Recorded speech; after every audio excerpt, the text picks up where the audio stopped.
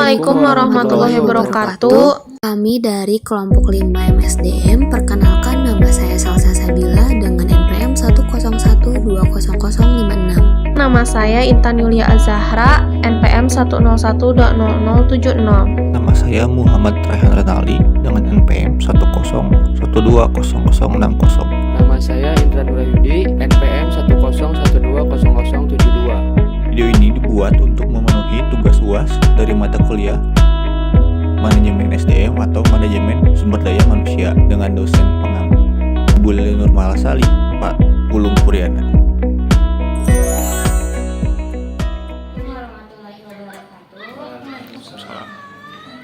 Kami dari kampus STEM di Bandung. Perkenalkan, saya Salsa Sabila. Saya Intan Nurayudi. Saya Intan Yulia. Kami di sini untuk mewawancarai seorang narasumber yang memiliki perusahaan batas yang bernama Headbase dan Bapak sebagai owner dari perusahaan ini. Mohon maaf namanya. Nama saya Heri Koswara. Oke, langsung saja untuk pertanyaan pertama.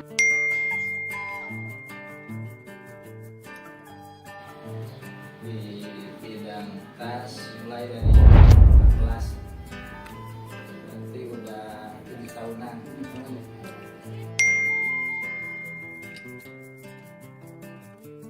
Awalnya sih dari saya kan dulunya emang suka menggambar di bidang sains.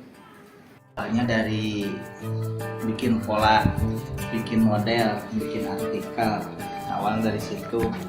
Nah, sini melihat ada peluang karena kebutuhan untuk sekolah khususnya, terus untuk fashion juga kan tas masuk, untuk perusahaan juga banyak instansi yang membutuhkan.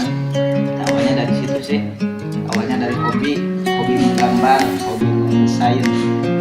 Tapi alhamdulillah sampai sekarang ya awalnya dari hobi.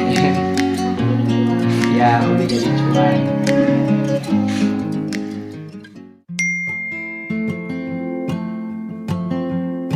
Kerja sama brand-brand lokal. Terus saya juga ada beberapa merek, ada beberapa brand sendiri. Salah satunya Blesco, terus Edik Adventure, terus ESR. Ada satu lagi Aralus.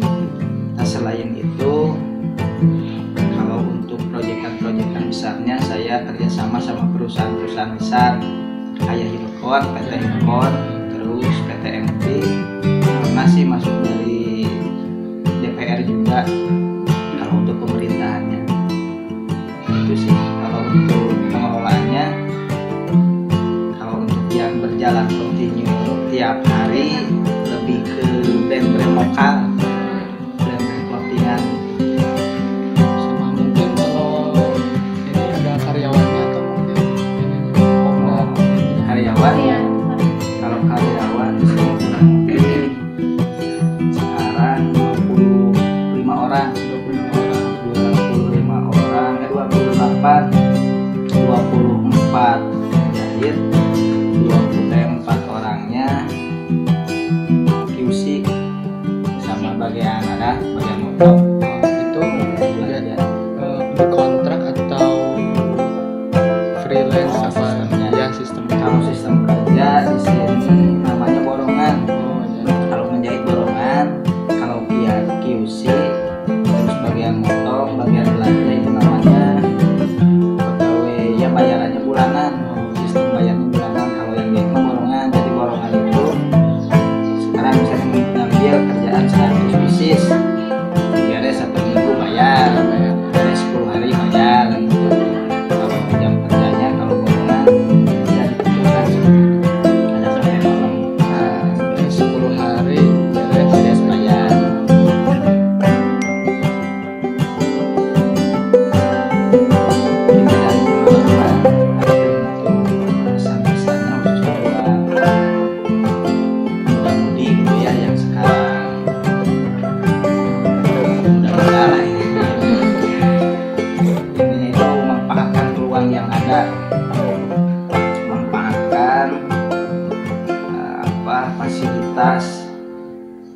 komoditas di era digital sekarang. Contohnya kan sekarang bisa jualan lewat aplikasi, lewat online, lewat marketplace. Nah, gitu.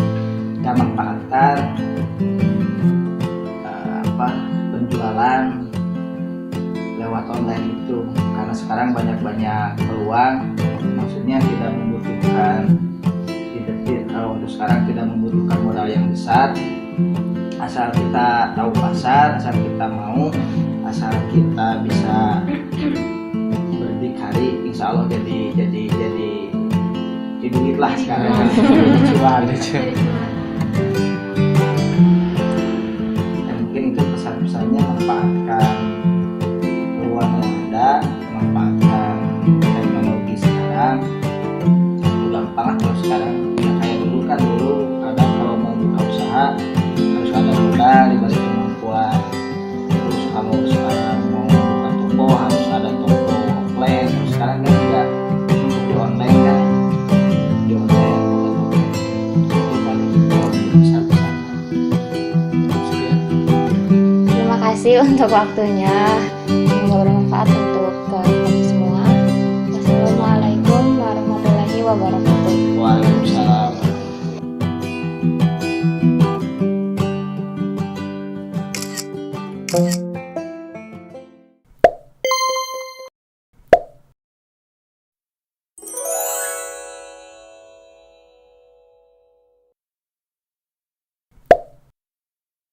Assalamualaikum warahmatullahi wabarakatuh. Perkenalkan, nama saya Muhammad Ali. Nama saya Intan Yulia Azahra.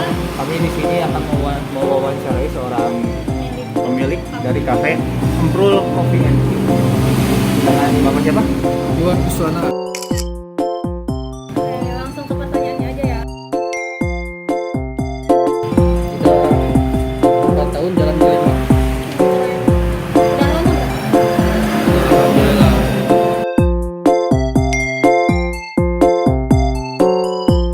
Sebenarnya ini hobi. Ya hobi. Dulu bikin kopi, alhamdulillah. Jadi apa? Hobi jadi pekerjaan lah gitu. Jadi cuan. Ya jadi cuan, betul. Oke. Dari selama kafe ini bergerak, apakah ada karyawannya? Ada. Selain Bapak sendiri? Ada. Kalau boleh tahu berapa orang? 2. 2 orang. Untuk karyawan tersebut apakah diberi pelatihan atau seperti apa? Pastilah harus ada basic dari pembikinan kopi, terus ya pembikinan yang lainnya, terus ya banyak lah. Banyak. Biasanya berapa lama tuh untuk pelatihan karyawan? Kita minimal itu 1 bulan, maksimal 2 bulan harus ya bisa semuanya lah, dari pembikinan kopi, terus makanannya yang lain, semua lah. Maksimal 2 bulan. Ya maksimal 2 bulan. Dari karyawan tersebut, Bapak biasanya memiliki kriteria seperti apa? Satu, yang pertama jujur ya, harus lah dari bidang usaha emang jujur itu nomor 1 kan. Kalau masalah skill itu bisa kita asah lagi lah. Ya jujur lah, yang penting Jujur gitu ya. Jujur. Ini pertanyaan terakhir ya. Mungkin untuk rekan-rekan yang ingin terjun ke dunia kopi seperti ini, apakah ada pesan untuk mereka? Pesan gimana? Seperti pesan seperti misalnya seperti apa ya? Ya untuk yang orang-orang seperti saya yang ingin terjun ke dunia kopi atau gimana gitu. Oh ya, pesannya sih kalau jualan itu sabar,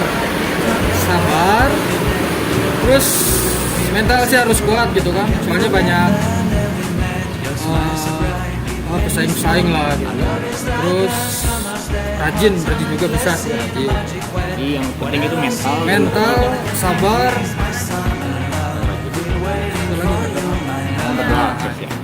Terus cukup pertanyaan dari kami. Terima kasih Bapak sudah untuk waktunya. Siap, sama-sama.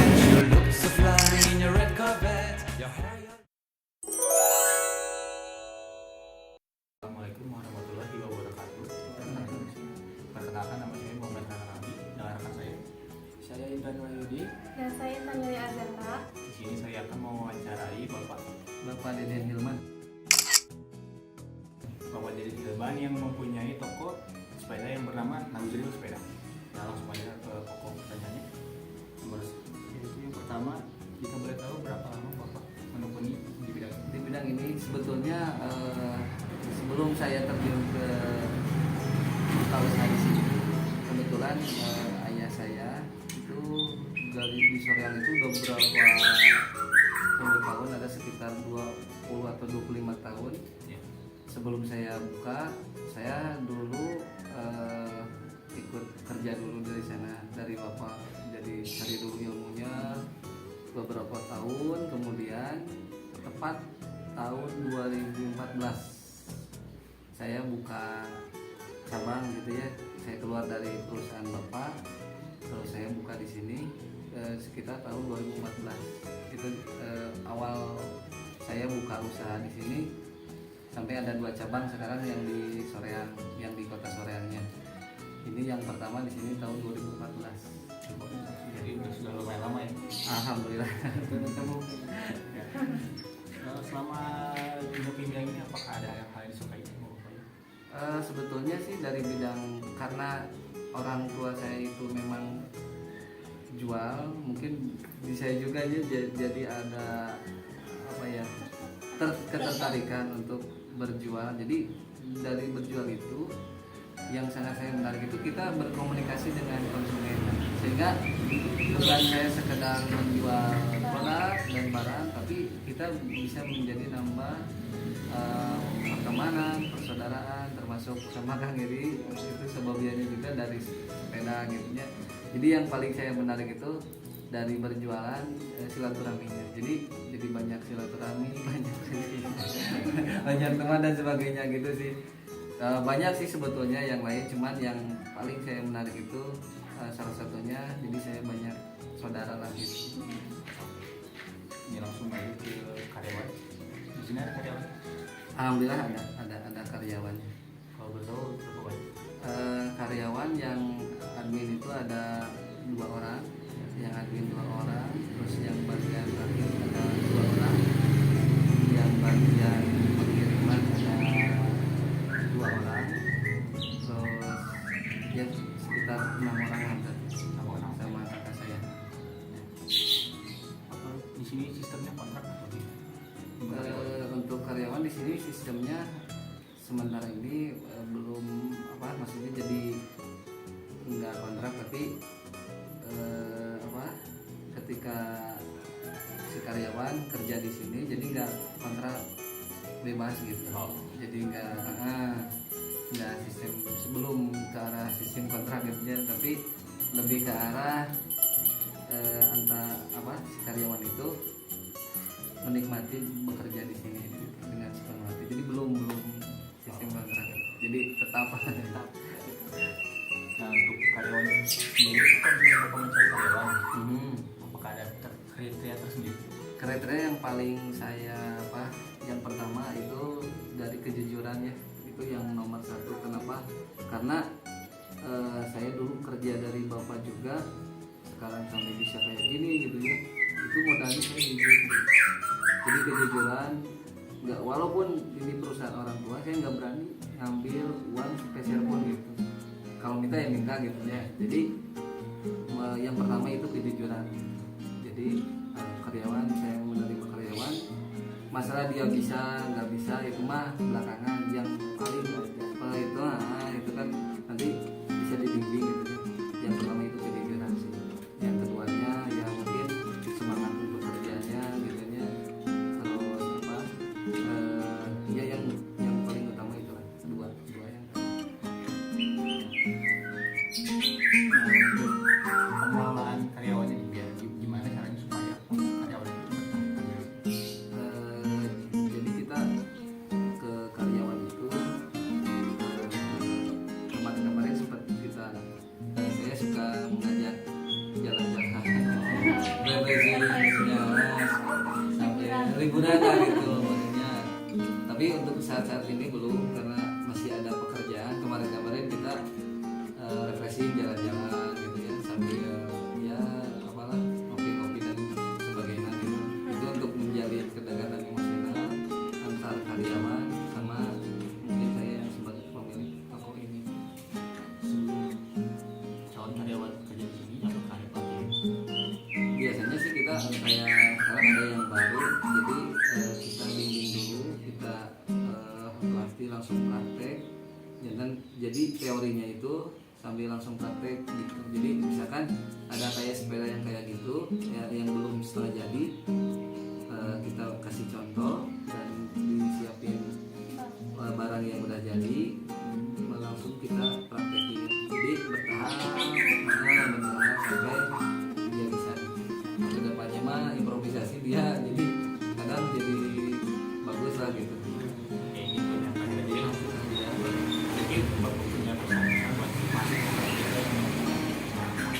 Yang pertama itu orangnya keyakinan. Jadi dulu yang tadi yang pertama itu jujur, yang kedua kita yakin bahwa yang di sini kita itu udah ada yang atur, udah ada ketetapannya. Dulu kan saya juga bisa nggak ya jualan di dalam toko, terus saya juga nggak punya modal gitu ya. Cuman ada di masyarakat biasa kalau nggak ada modal misalkan pinjam ke bank, nah saya saranin jangan, itu kan ribanya. Saya ngebuktiin dari dulu saya cuma nggak punya modal, saya jual barang apa aja yang saya punya. Dulu saya ngejual motor, itu modal itu cuma 5 juta dulu saya bermodal keyakinan bahwa di situ ada yang ngatur gitu ya. Terus saya di situ membuktikan walaupun di dalam gang gitu ya, sampai ada konsumen yang saya dari Tasik, dari Garut, bahkan dulu orang Jerman, orang India di sini pernah. Pokoknya saya di situ menyaksikan bahwasanya di Ciamis bahwa yang memiliki napak pada malah gitu ya, kalau bahasa